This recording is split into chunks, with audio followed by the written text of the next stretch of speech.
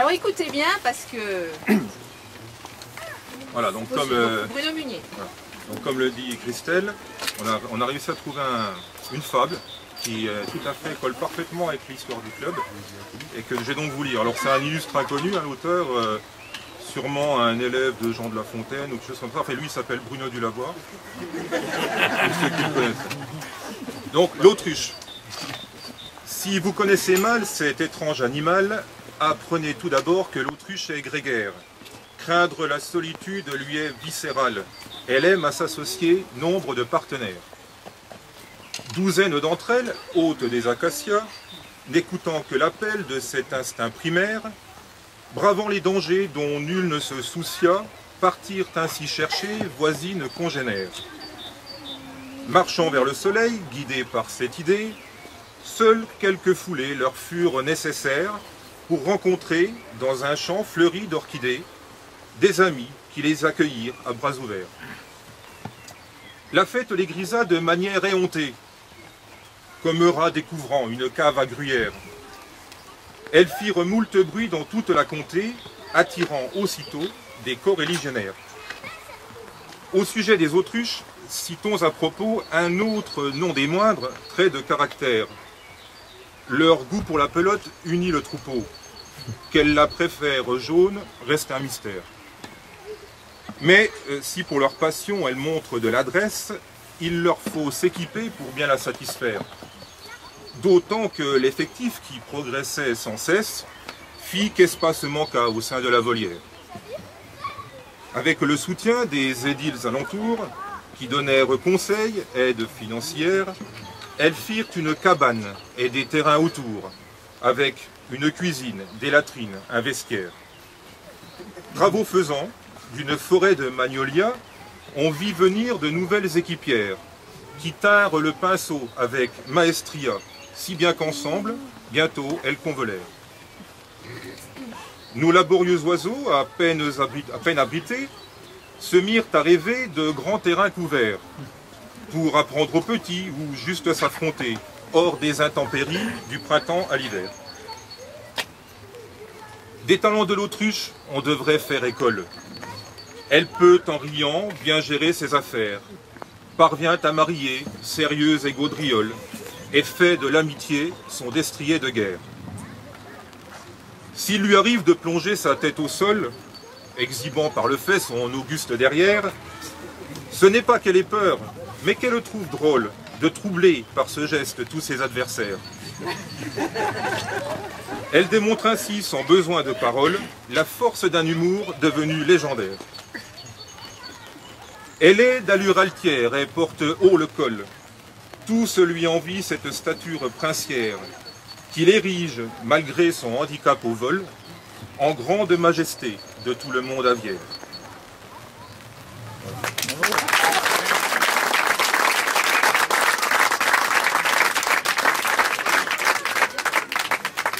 Alors Bruno Munier, Bruno du Lavoir. Bruno est aussi, en dehors d'être un écrivain malheureusement méconnu, mais qui mériterait de l'être, il est l'auteur de notre affiche du tournoi que vous voyez à l'intérieur du clubhouse. C'est lui qui a dessiné notre autruche. Donc, comme dirait quelqu'un du club qui m'a soufflé le mot hier soir, Bruno a tout misé sur la communication. Malheureusement, question tennis, il y a quelques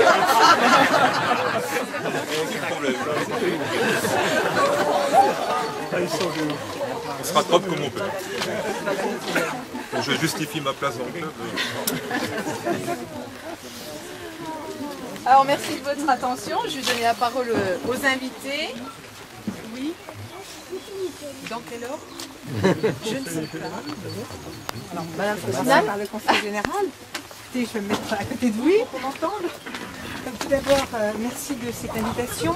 Je représente ici le président Yves Ackermann, sportif notoire, comme le disait Christian Houille, maire de Pérouse, qui n'était pas libre ce matin et qui m'a donc confié en raison de la proximité le plaisir de venir ici représenter le Conseil général. Alors, je l'ai prévenu que je serais un peu en retard parce que moi, mon sport favori, c'est pas très violent, c'est le jardinage.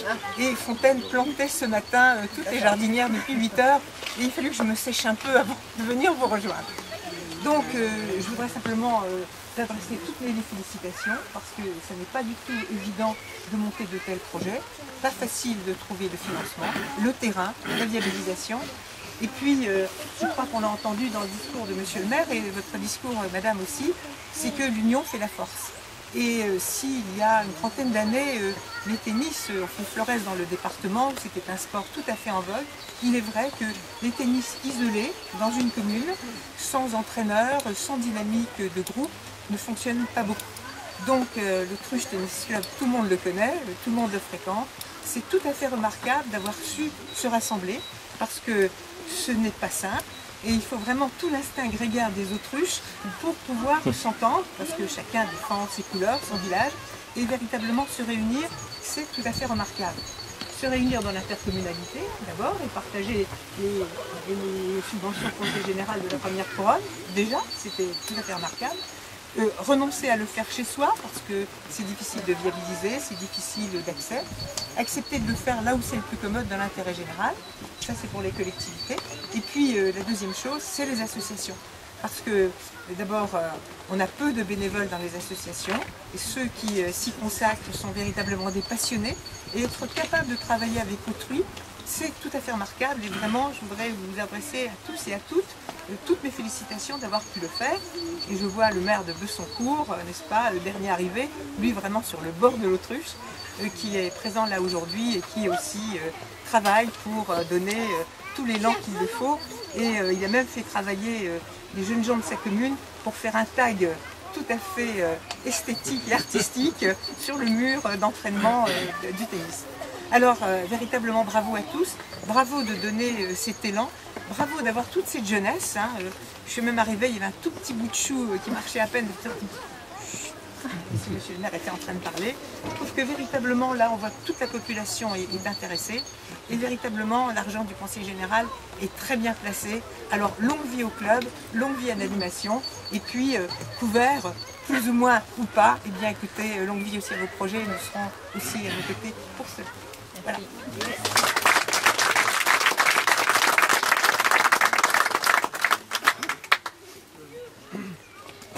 Madame la Présidente, Mesdames, Messieurs, les élus, Monsieur le Président de la Ligue, chers amis, c'est vrai que c'est un grand moment de bonheur que d'arriver enfin, je dirais, à cette inauguration, non pas parce que l'inauguration a attendu, mais parce que le projet a connu beaucoup de rebondissements. Alors c'est vrai que lorsque l'ancien président qui se cache, Boschung était venu me voir en me disant, ben voilà, on a un projet, mais ça fait quelques années, on a présenté 3, 4, 5 fois au CNDS et ça passe pas, qu'est-ce qu'on peut faire? J'avais eu le ministre des Sports qui me dit, tu sais, CNDS, ça va être difficile. Bon, ben je dis, ça c'est pas possible. Alors on avait regardé, et à l'époque, Yves Ackerman avait mis en place une possibilité de subvention pour les communes de la première couronne, dont pouvaient bénéficier à la fois Pérouse et Chèvremont. Donc on avait fait une réunion avec Pierre Rosaire, avec le maire de Chèvremont, le maire de Pérouse, les représentants du club, la communauté d'agglomération, le député, pour voir comment on pouvait faire. La communauté d'agglomération a dit nous le tennis on touche pas, donc on donnera rien. Et Pierre Rosaire, qui est aussi un grand sportif, qui était vice-président chargé des sports à l'époque, a tout de suite accepté le projet, les communes de Pérouse et de Chèvremont aussi. Donc on a réussi à définir un budget en mettant en place toutes les subventions. J'ai attribué 60 000 € de subventions parlementaires. Mais après, il restait encore un hic, c'était où le faire. Alors on a rapidement décidé de le faire à Pérouse, mais après, il fallait, voilà, c'est là que ça s'est décidé. Après, il fallait encore que quelqu'un prenne la maîtrise de l'opération. Et ça voulait dire qu'il fallait avancer la TVA et la récupérer 2 ans après. Alors, le conseil de Pérouse était un peu, je dirais, interrogatif, on dira ça comme ça, monsieur le maire. Alors on était au conseil municipal de Pérouse pour discuter, et là on a proposé un petit arrangement, c'était de donner une subvention parlementaire supplémentaire à la ville de Pérouse qui correspondait à l'équivalent de la TVA. On leur donnait tout de suite la subvention parlementaire, ils récupéraient la TVA 2 ans après et ils gardaient le tout. Donc là, le conseil municipal a trouvé que c'était une bonne affaire et il a suivi très largement. Et donc, bon, après oui, ben, c'est normal, je veux dire, c'est une assemblée démocratique. Et donc, nous sommes arrivés après à définir le projet et à le lancer définitivement. Et je voudrais remercier tous les membres du club parce qu'il y a eu les subventions, mais il y a eu aussi l'huile de coude, il y a eu aussi tous les tracas, toutes les petites complications qu'il a fallu mettre en œuvre. Et c'est là qu'on a vu qu'on avait une association, un club qui fonctionnait bien, qui était dynamique, avec des gens qui n'ont pas hésité à prendre des responsabilités, à mettre de l'argent aussi, à mettre la cagnotte, si je puis dire, du club. Et voilà, et quand on voit le résultat, ben on se dit que c'est quand même un beau résultat. Alors, j'ai compris qu'il fallait aller plus loin et qu'il faudrait bientôt des clubs couverts. Bruno Dulavoir, nous là, je ne sais pas où il est, mais voilà, il est là. Je veux dire, nous l'a fait savoir par sa femme et on a bien compris. On va essayer de voir. Bon, là, c'est un investissement qui est encore un petit peu plus important, mais je sais que les autruches de l'Autruche Tennis Club sont prêts à tous les sacrifices pour faire. En tout cas, moi je voudrais vous féliciter parce que c'est vraiment l'exemple d'une intercommunalité réussie, d'une vie associative qui fonctionne bien, et ça c'est important. Et quand on voit tous les gamins qui s'entraînent, les plus âgés, plus ou moins doués, n'est-ce pas, qui vont dans le club, et ben ça crée vraiment une ambiance. J'ai vu qu'avec le bar que vous avez installé maintenant dans le clubhouse, vous allez pouvoir avoir des troisièmes mi-temps extrêmement sympathiques. En tout cas, je vous félicite parce que pour un élu, voir que l'argent est bien utilisé, c'est quelque chose d'important. Alors, évidemment, quand on donne des subventions, on se fait toujours un petit peu critiquer. Il y a ceux qui disent vous donnez trop au tennis, parce qu'il se trouve que tous les cours de tennis ont été créés à la même année, donc ils arrivent tous en fin de course en même temps, donc ça oblige. Mais il n'y a que ceux qui ne font rien, qui ne sont pas critiqués. Donc moi, quand je vois comme l'argent est utilisé ici, je crois que ceux qui critiquent, il ferait mieux de venir voir comment l'argent est utilisé. Je crois qu'après, ils ne critiqueraient plus. En tout cas, un grand merci à vous. Et puis félicitations. Je crois que vous êtes un exemple. Et quand on aura des gens qui voudront monter des projets, on vous les enverra pour expliquer comment il faut faire. Merci à tous.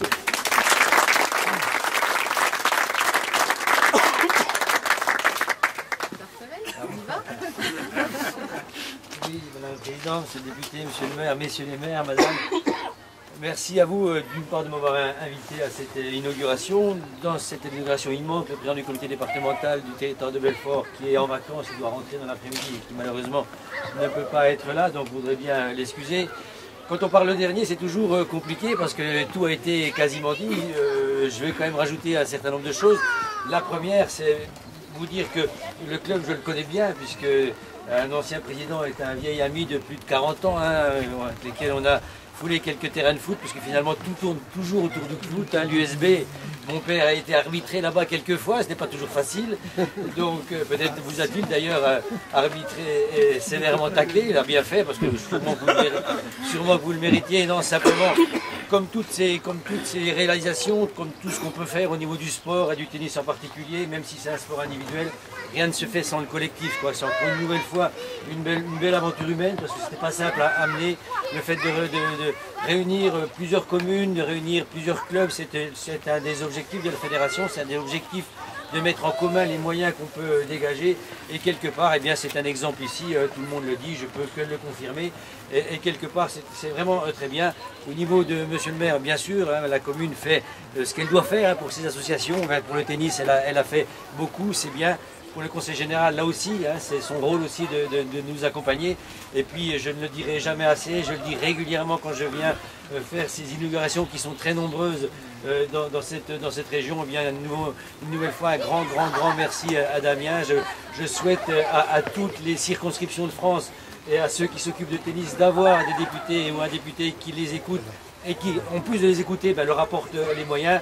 Je l'ai dit il n'y a pas si longtemps, pas très loin d'ici, je le redis à chaque fois, franchement Damien, quand je me balade, parce que tu sais que je me balade dans toute la France et que j'en fais des inaugurations, je dis quelque part, quand on me dit on ne peut pas avoir ça, je dis écoutez, je connais un député qui arrive bien, et qui arrive dans ses réserves parlementaires, dans ses subventions parlementaires, à aider les clubs de tennis. Vraiment, je souhaite que ça puisse continuer encore longtemps, très clairement, pour le sport, pour le tennis en particulier.